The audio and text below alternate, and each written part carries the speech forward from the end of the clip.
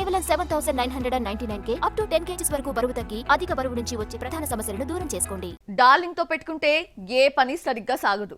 ఎప్పుడు డేట్స్ ఇస్తాడో తెలీదు. ఇచ్చినా టైంకి సెట్స్ కి వస్తాడో కూడా డౌటే. ఈ విషయాలన్నీ అందరికీ తెలిసినా ప్రభాస్ ని నమ్ముతూనే ఉంటారు.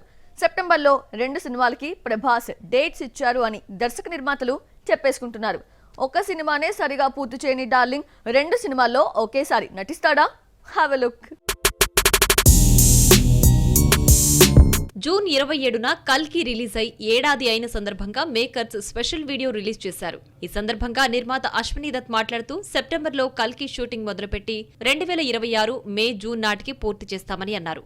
ఏడాది తిరగకుండా గుమ్మడికాయ ఎలా కొడతారన్న డౌట్ చాలా మందికి వచ్చింది. కల్కి తీస్తున్న టైంలోనే కల్కి 2కి సంబంధించిన సగానికి పైగా పార్ట్ షూటింగ్ ఆల్రెడీ పూర్తయింది. మరోవైపు సెప్టెంబర్లో స్పిరిట్ మొదలవుతుందని ప్రకటించాడు దర్శకుడు సందీప్ వంగ.